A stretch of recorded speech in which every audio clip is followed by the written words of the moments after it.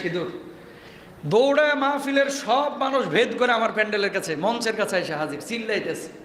তো হিন্দুদের বিপক্ষে কিছু কথা বলেছি, কারণ ওই যে আলিফরে মারছে ইসকনের বিপক্ষে বলাটা আমার ইমান। এখন জান থাকুক বা না থাকুক, এটা যদি না বলি আল্লাহর আদালতে আমার দাঁড়াইতে হবে, ঠিক ভাই? আমি এই ইমান লালন করি না, যে ইমানে সাদাকে সাদা বলতে পারবো না, কালোকে কালো বলতে পারবো না।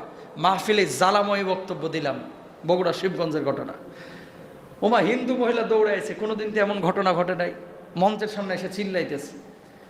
আমি তো মনে করেছি মনে হয় সে প্রতিবাদ করতেছে। আমি বললাম আমি কিন্তু কঠিন হই নাই, নরম হয়ে বলছে, চাচি কি হয়েছে একটু বলেন তো, চিল্লাচ্ছেন কেন? ও দিদি বলেছি, দিদি, চাচি না, দিদি কি হয়েছে, চিল্লাচ্ছেন কেন? বলতেছে আমার বেটার অটো হারিয়ে গেছে, অটো হারিয়ে গেছে, অটো। আমি হুঙ্কার দিচ্ছি হিন্দু নিয়া, ইস্কন নিয়া, আর চাচি দিদি দৌড়াইছে কিসের জন্য? আমি তো মনে করছি আমার মনে হয় আক্রমণ করবে আর কি, হাত দিয়ে না কথা দিয়ে, যে আমাদের বিপক্ষে কথা বলতেছে কেন? বলছে আমার বেটার অটো হারিয়ে গেছে, এই জন্য আমি আইছি, একটু বাবা ঘোষণা দাও। তা আমি ঘোষণা দিলাম। তারপরে আর ছেলের নাম কি, শুভ্র না শুভ্র দেব, দাদা শুভ্র তুমি কোথায়? তোদের প্রতি যদি আমাদের আক্রমণ হিংসা থাকতো, এত বড় সাহস যেখানে মুসলিম মহিলারা মাহফিল চলাকালে বক্তার সামনে আসা তো দূরের কথা, ওর চান্দি কিন্তু স্বেচ্ছাসেবকরা করে ফাটায় দিত। কথা কোন লেখা না, হাজার হাজার মানুষ ভেদ করে সিঁদুর পরা শাখা পরা মহিলা হুজুর বক্তা পর্যন্ত এসে গেছে। এদেশে একটাই প্রমাণ নেন, এরকম হাজার হাজার প্রমাণ আছে। এদেশে হাজার হাজার প্রমাণ আছে যে হিন্দু খ্রিস্টানদেরকে আমরা আমাদের বুকের পাশে জায়গা দিয়েছি।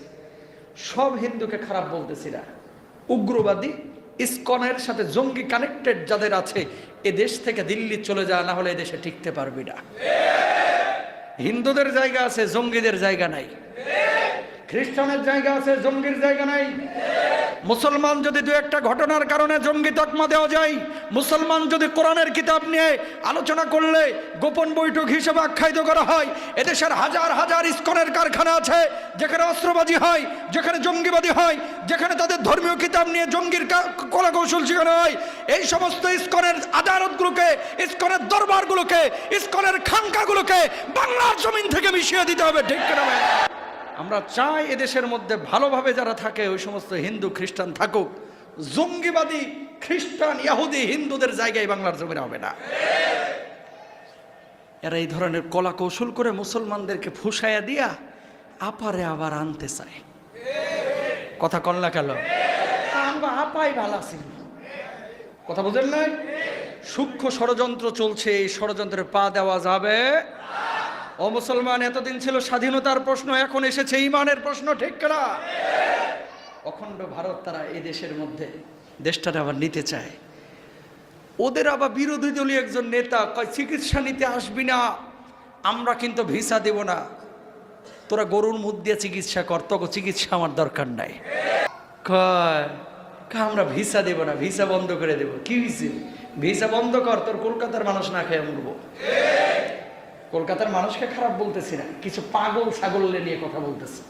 কথায় কথায় ভিসা বন্ধ, ভিসা বন্ধ হুমকি দেয়, কোথায় কোথায়। দেখো ভিসা যেন আমগো জান্নাতের টিকিট। কথা কন না কেন? কত মানুষ এখানে বসে রয়েছে, জীবনে ভারত যান না, কে কে হাত তোলেন তো? লিল্লাহে তাকবীর।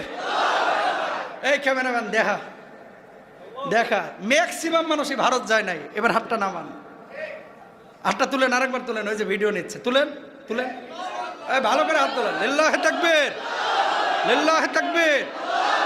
ভালো করে লাও, ভালো করে লাও, হাতগুলো লাও, গোটা দেশ দেখুক, এটা দরকার আছে। হ্যাঁ দেখেন, বাস এবার কথা শুনেন, হাত তুলে রাখেন। এতগুলো মানুষ একজনও ভারত যায় নাই জীবনে, মরে গেছেন? খাইতে পাচ্ছেন না? মরে যাচ্ছেন? অসুস্থ হলে চিকিৎসা ছাড়া থাকতেছেন? এবার হাতটা নামান। ও মুসলমান এবং মিডিয়ার ভাইয়েরা, আপনারা তাকায় দেখেন, অধিকাংশ মানুষ জীবনে ভারত যায় নাই। এই মানুষগুলো বেঁচে আছে, টিকে আছে। তোরা ভিসা বন্ধ করলেও আমাদের কিচ্ছু আসে যায় না, ঈমান নিয়ে থাকবো, বাংলার জমিনে থাকবো। আল্লাহ তাআলা বুঝদান করুক। আরো জোরে বলেন। কষ্ট হচ্ছে না তো? যদি কষ্ট হয় জানতে হবে এই গ্রুপের কথা। কন কষ্ট নেওয়া যাবে না।